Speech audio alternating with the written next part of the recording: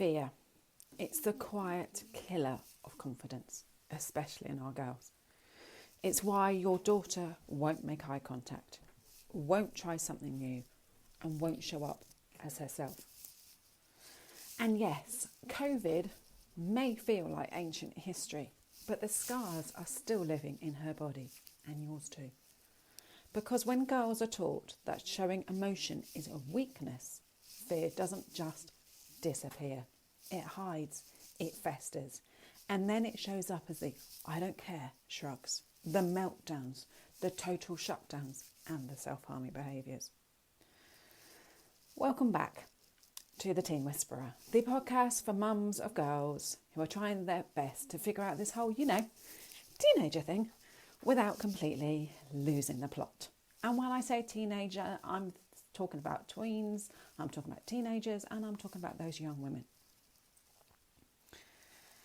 So I'm Rach Friedley, and I help mums of girls who are seen as too much, too sensitive, or struggling to fit in to uncover what's really behind their big emotions and challenging behaviour. So you can stop second guessing, you can feel confident again, and you can truly connect with your daughter. I mean, we all know the behaviours I'm talking about here, the door slams in your face, the eye rolls, or just that annoying silent treatment that somehow speaks volumes and gets you at your very core. And listen, I'm a mum too, so 100% I get it. The juggle is real, especially when your daughter is suddenly living like a nocturnal Netflix gremlin and you're wondering, is this normal or are we spiralling? So today's episode is all about fear, how it holds our girls back in life, friendships, and their sense of who they are, and why so many of them are still carrying the scars of COVID in their bodies, even now, 5 years on. So here's what we're seeing in our girls today. Little to no eye contact, struggles to socialise, fear of trying new things, constant anxiety, overwhelm or shutdowns, and refusal to engage in education or at home. And here's what we aren't saying out loud. These aren't personal failings. They're not signs that something is wrong, in inverted commas, with her. They're natural responses to an unnatural environment, and that's what we don't talk about. Think about it. Our girls were just beginning to stretch their wings, whether they're a teenager, or they're a young woman. Those crucial years, 5 years ago, when independence, identity and self-trust started to bloom. And then their world shut down instantly. In that moment, there was no plan for it to shut down. It shut down then and there. So her bedroom became her classroom. Screens replaced eye contact and meeting people face to face. Rules replaced freedom, and strict rules that were a bit weird became the norm. And fear, it became their constant companion. So instead of expanding their world shrank. And for so many girls, screens became their safe space. And yes, I know COVID was 5 years ago, but the scars are still there. They're not gone just because the world has moved on. They're deep rooted in our girls' bodies. Because remember, as women, we've been taught for generations that showing emotion is weakness. So our girls learned early, hold it in, shut it down, and keep it together until you explode and you can't hold it in anymore. But those emotions just don't vanish.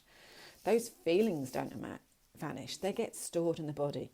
They leak out through shutdowns, meltdowns, self-criticism, self-harming, or that refusal to try. So fear, it's not just an emotion. It's rewired our girls' brains. So did you know that over 40%, yes, you heard me correctly, 40% of teens say socialising now feels harder than before COVID. Girls are almost twice as likely as boys to say they avoid new things because of anxiety. And yet, we still keep calling it attitude or laziness, again in inverted commas. But what if her silence, her I don't care shrug, her refusal to try isn't defiance at all? As we all know about how I work. What if it's fear? Deep-rooted nervous system fear that's been living in her body since lockdown. And yes, that first lockdown. And I'm going to be honest with you, this isn't just something I've seen in the families I work with. I've lived it. I've been there with my own daughter. I remember watching her struggle during lockdown. She went from being this very outdoorsy girl who was always the joy of life, who was so excited about the next project, was always out there doing something, whether it's kayaking, canoeing, climbing, mountain biking, you name it, she was out there. She was social, she was engaging with other friends, she was getting out there in groups, she was part of the world. And then she suddenly shrunk back into her room. As I say, screens became her lifeline, her safe space. And I could see that fear building, the hesitation to try new things, the absolutely shutdown of her body as she thought about doing something that pushed her out of her comfort zone. The anxiety about being out there and being seen for doing the stuff that she loved. It was like her nervous system had rewired itself, not because she was broken, but because the world had asked her to survive in conditions no child, and yes, our teenagers are still children, was built for. My daughter was 15 at lockdown, the first one. That moment, that slow, painful realization is what drove me to create this whole program, the podcast, the What's the Feeling program, the Teen Whisperer world, because I knew I wasn't the only mum staring at her girl, wondering where the hell did she go and how the heck do I get her back? So let's look at what you see versus what's going on. So let's decode some of those behaviours you're possibly seeing. She avoids eye contact. I'll try that again. She avoids eye contact. She spent months on screens where eye contact wasn't needed. Now it feels awkward or intense. And it makes her feel really uncomfortable inside. Number 2, she doesn't want to socialise. Lockdown disconnected her. Alone felt safe. Even though she doesn't feel comfortable, it feels safe. Now social interaction equals risk. Number 3, she resists new experiences. COVID trained her nervous system to avoid that risk. Trying is now seen as danger. Exploring is now seen as threat. Number 4, she's anxious all the time. Remember, she lived through that constant fear messaging, that constant scaremongering. Her body hasn't switched off that alarm just because COVID has moved on. And number 5, she's hurting herself. It's not attention seeking, it's pain relief. A desperate attempt to feel something or to stop feeling everything. None of this is her fault and none of this is yours. This is her body adapting to an abnormal world. So sometimes we look for labels, but they aren't the full story. Sometimes, as I say, a diagnosis is exactly what's needed. It can explain things. It can unlock that support and help her feel seen. But here's the thing. Label isn't always the full story. We're seeing more and more girls labelled with autism, ADHD, anxiety, and for some, that's valid, that's necessary. But what if? What if she's not anxious by nature? She's overwhelmed. What if she's not autistic by default? She's struggling to regulate in a loud, chaotic world that has pushed her feelings down too many times. What if she's not defiant, but protecting herself from even more pressure, and the only way she knows to do that is to shut down? Because here's the truth. Girls have been taught to silence their emotions, to make themselves smaller, to be agreeable, to get on with everyone else. COVID just hardwired that even deeper into their nervous systems. But she doesn't need fixing. She needs to be understood. So what can you do as a mum? Well, I'm so glad you asked, and that's why I'm here. 3 things you can start doing right now in this moment. Number 1, decode the nervous system. So when she shuts down, zones out, or explodes, it's not manipulation, it's survival. Try saying, I see you're struggling. What do you need right now? It helps her to notice her own body and gives her the power to answer truthfully. Number 2, be the regulated grown-up. She co-regulates to you. So if you're frazzled, she will be too. Model that calm.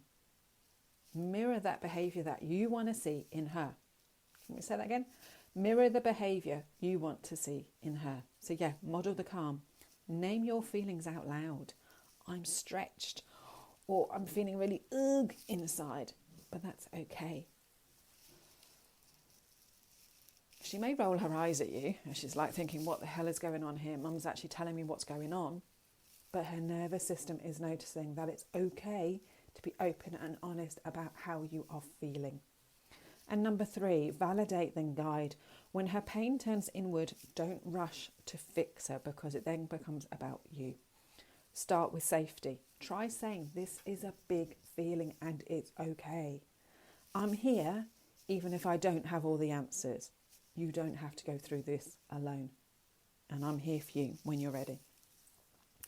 These aren't fluffy tactics, as people keep telling me. These are tools for emotional safety, hers and yours. And safety is what rewires that brain. So this week, when you see fear show up in your daughter, in the silence, the shutdown, the meltdown, pause, breathe, and connect to yourself.